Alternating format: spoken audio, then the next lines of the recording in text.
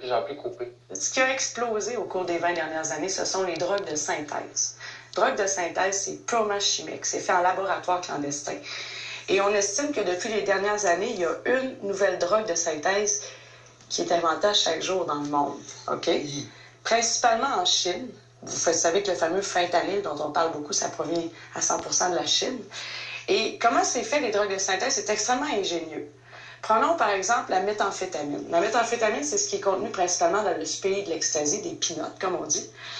Et la méthamphétamine est illégale seulement depuis 2005. Donc, qu'est-ce que les chimistes se sont dit? Ben, pas de problème, on va modifier la structure de la molécule.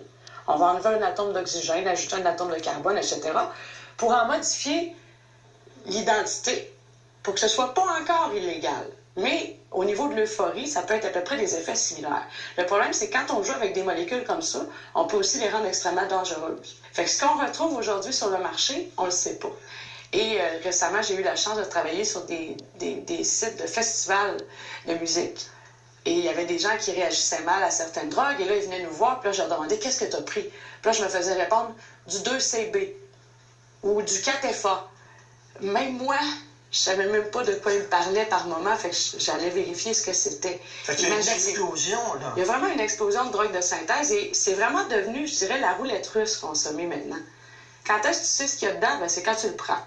Les ressources pour soigner les gens qui ont des problèmes de drogue, on en a beaucoup parlé au Franc-Tireur. Voici un extrait d'un reportage qu'on a diffusé en 2013, donc il y a 4 ans.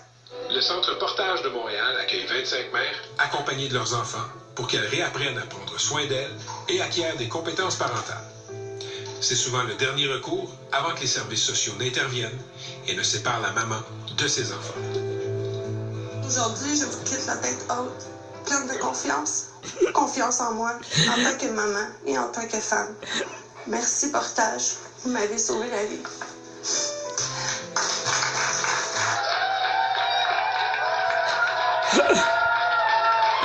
Joyce.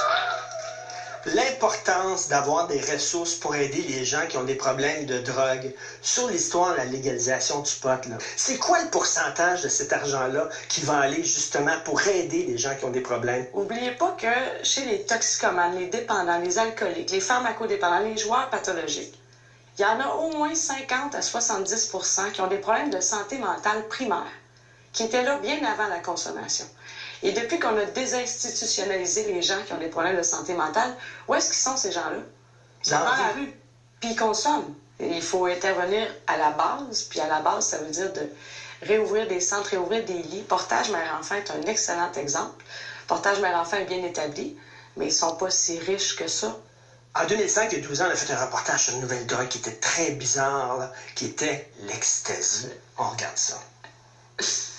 Yep, tu vas, ce soir, gratter une